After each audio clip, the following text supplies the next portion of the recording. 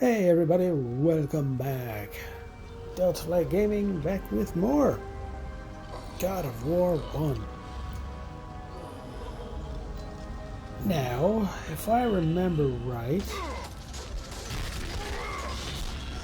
I don't like this area because I think this was the area with... Yeah, I hate this area. I hated it when I first played it on PS2, and I hate it again. But besides that point, we're going to dive into the next lecture, so to speak. We're diving into Hermes and Hestia. So, diving into Hermes, aka the Messenger of the Gods. So Zeus and the nymph Maya are his parents. He's had a few kids. He's had one of his offspring is Pan with the nymph Penelopea. Hermaphroditus with Aphrodite. He was also given birth to, or he's the father of the child, which is known as the ancestor of the Tenegran people, with the nymph Tenegra. Syrinx with Agralus, and Eudoros with Polymele. Mostly known for, the winged sandals, the wand, and the cap, which, the original Flash from DC Comics used until they gave him just the whole, just the face mask instead. So some of his cult titles that he has had. Break these bars. Get me out of here. But what are you waiting for? Let me out. We can find our way back to Athens. The gods demand sacrifice. From all of us. Oh, please. No. No. Okay. So some of his cult titles is... The first one is Agonius, which means of contests. Let me out of here. Charidotes, or Dotes, is Luck Bringer. Cryophorus is Ram Carrier. Cymagchches, which is Synagches. I'm probably butchering that, but, that one is known as Dog Strangler, which is an interesting title. You must set me free. Enodius, which is of the road, because that was, he traveled the road to bring the messages to the gods. He was also known as Epimerius, or the Guardian of Flocks, and Psychopomp, or the Escort of Souls. So he's had a few significant rituals and some sanctuaries. He has the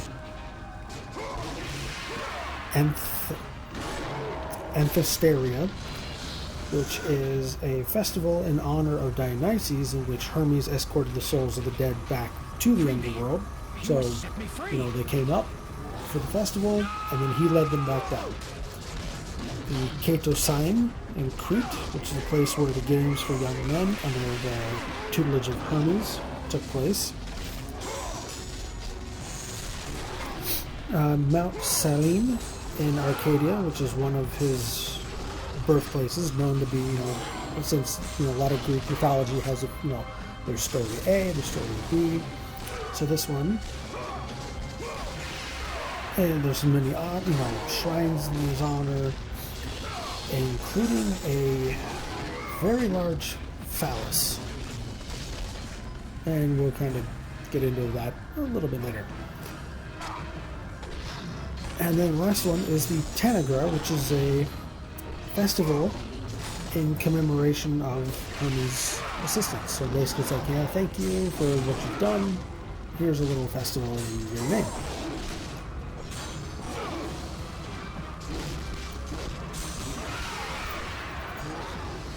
So the way that they kind of like show off their tutelage, or like their how they used to have statues and things like that to show their appreciation and honor to the gods. For Hermes, they would make square stone pillars, and it would always have a head and a phallus attached to it, or they would carve it out. And it was derived from the Hermes Hills. And, because Hermes would make the road safer. And that was his job. He'd make it safer, not just deliver messages to the gods, but he would also, make the road safer for passengers. And in return, they pile up small rocks into small hills. So, it's a weird kind of like, trade-off. It's not like, oh, if you do this, I'll give you money or whatever. It's more like, if you make this road safer, I'll make small rocks into a hill.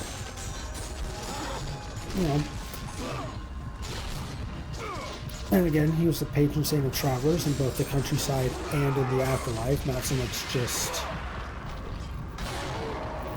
during life, but, afterwards as well.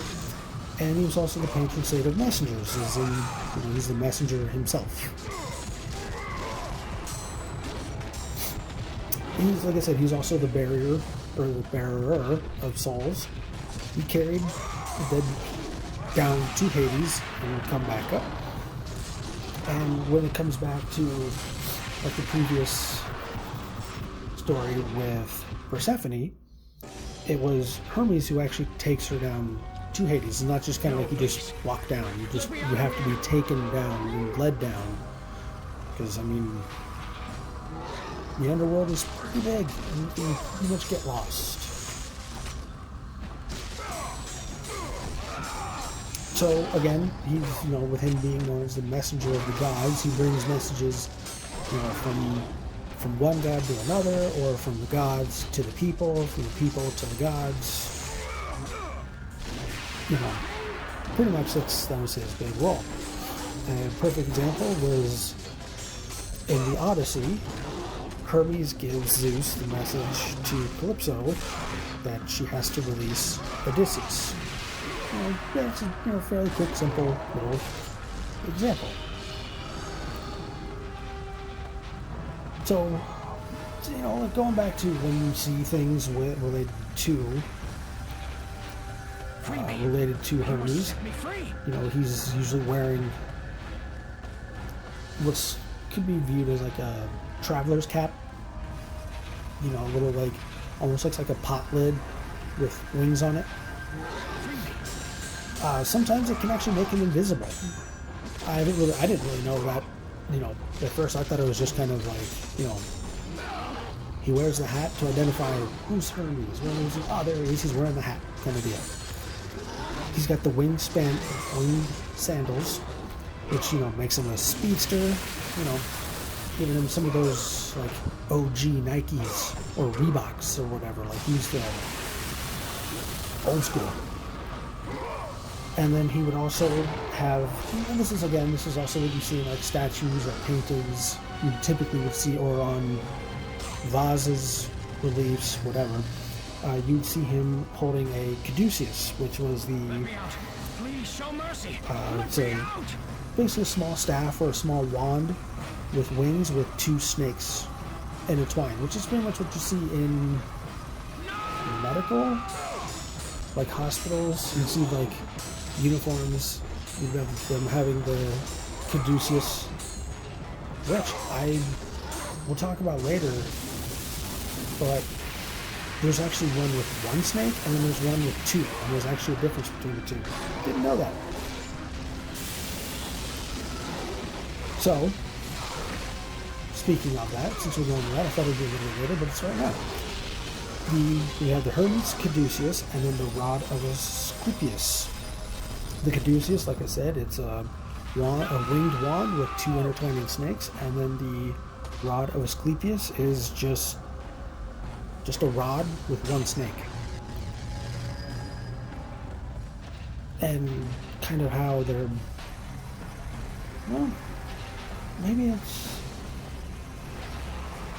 is the Asclepius that we'll see more in medical. I don't know. It's been a while since I've seen or been to a hospital, so I don't really, can't say one way or the other. But the Caduceus has been associated with commerce and negotiation, and the Rod of Asclepius is associated with healing and medicine. So I'll have to look. I'll look and see.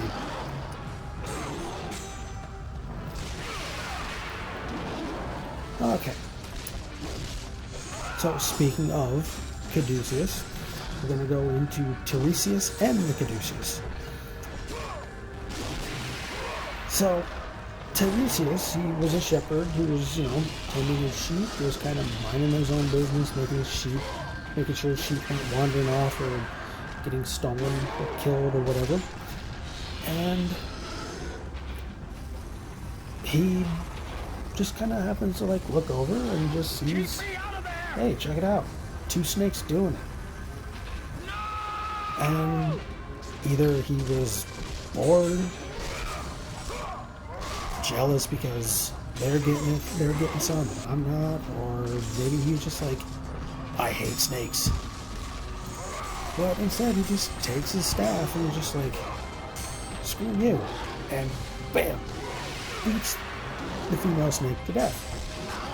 Just for no other reason.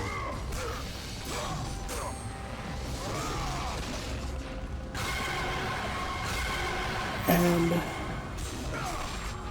as soon as the snake was killed, Tiresias himself turns into an ugly woman. And it was kind of like a punishment. He beat the female snake to death, so he has to live for the next 7 years as the ugly female until he can find that original male snake and beat it to death to return himself back. So that's kind of the reason why there's the 2 snakes and they're twined around the staff or the wand. And as soon as he finds it, he beats the snake to death, turns back into himself, and that same staff was imbued with magical powers and transformation. It can transform things. That's kind of seems like a weird way to, get a magic staff. I have to beat 2 snakes to death? Sure, why not?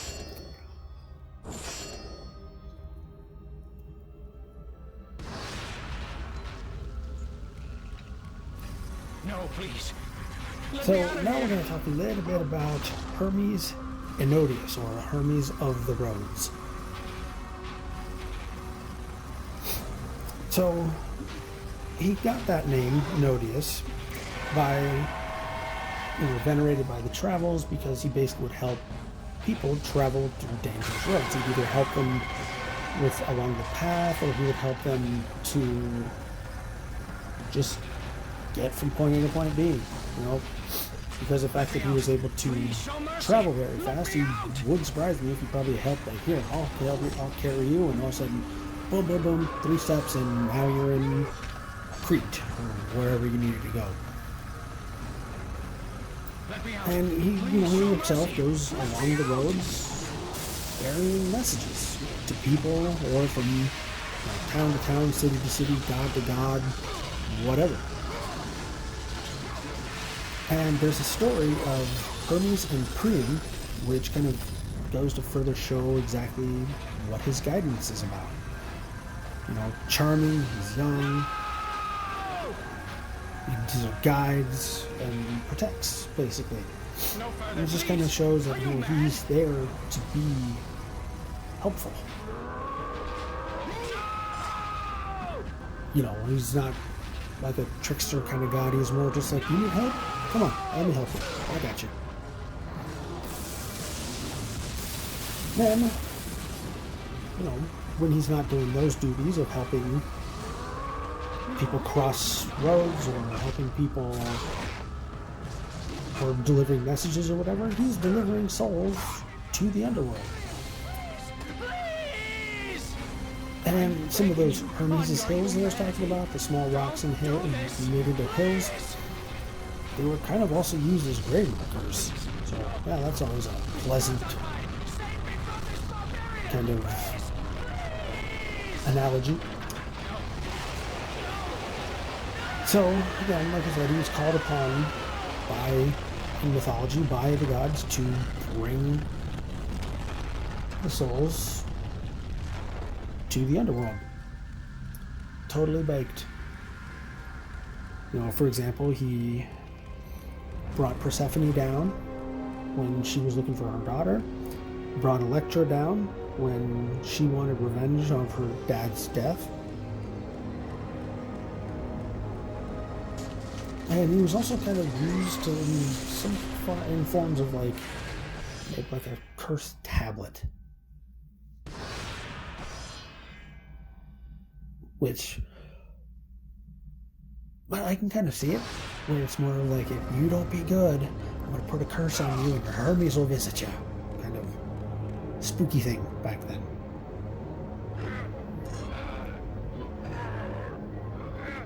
And I kind of wish that I was able to show one of these cursed tablets.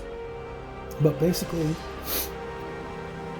you know, these tablets were thin rectangular sheets of lead.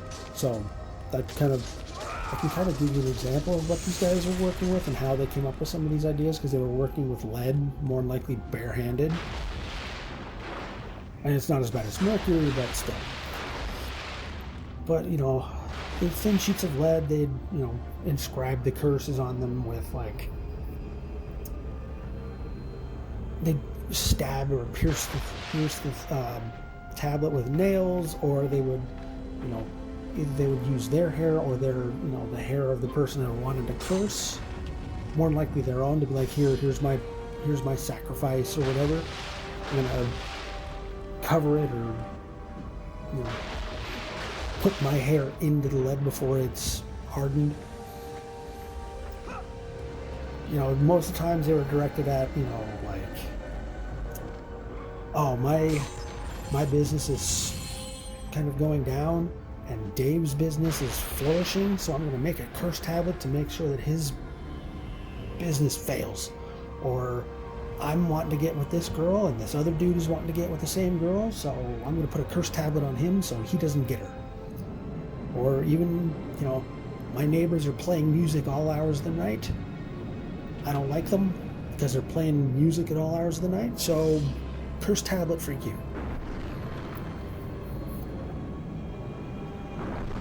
And a lot of these tablets would mostly just be like, hey, I'm going to invoke Hermes as well as some of the other deities of the underworld to maybe try and, like, do a form of communication.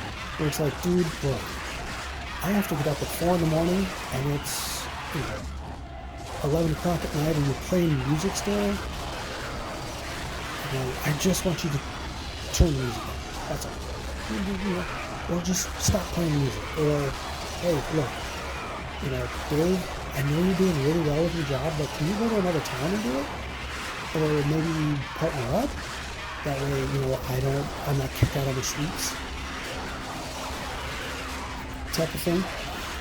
So, I mean, it wasn't always like, you know, I want this guy to die. It was more just like, look, we need to talk.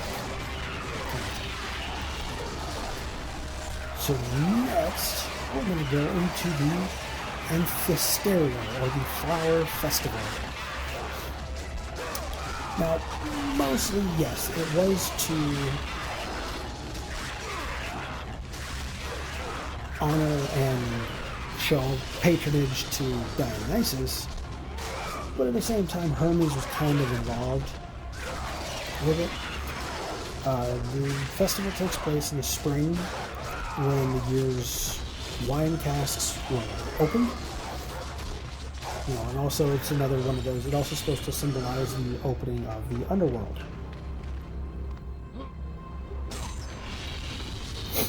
So there's drinking contests, weddings, parades of masks. Like people wear masks to symbolize, similar to something like the Day of the Dead festival kind of celebration, where they're celebrating those who have passed, so on and so forth. Excuse me. And so like I said, when the wine casks are open, the dead can come up, and then at the end of the festival, like when if it's from Monday to Friday or whatever, at the end of the day on Friday, they banish the souls back to the underworld. So again, it's kind of where Hermes comes in, where like Monday, he brings everybody up, everybody hangs out, we all think about our people who have passed, so on and so forth. And then on Friday, it's like, hey, I love you, but you need to go back down. You can't stay here.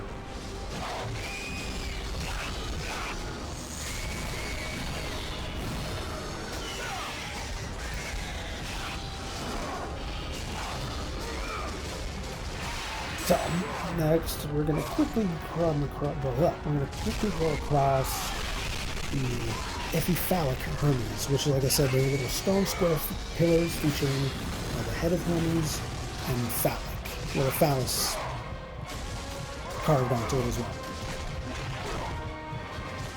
And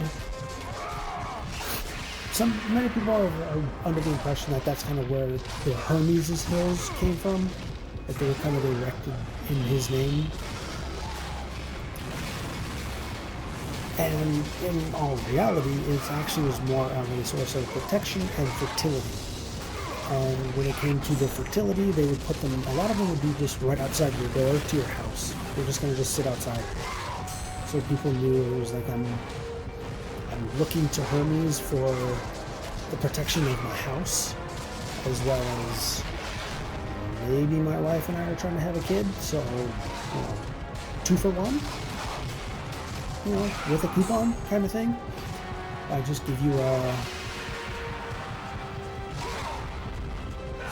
if I give you a small little statue, maybe you'll be like, yeah, I'll protect you. And at the same time, I might be able to make it so you can have a kid. And as soon as I beat this three-headed dog, we are going to wrap this episode up.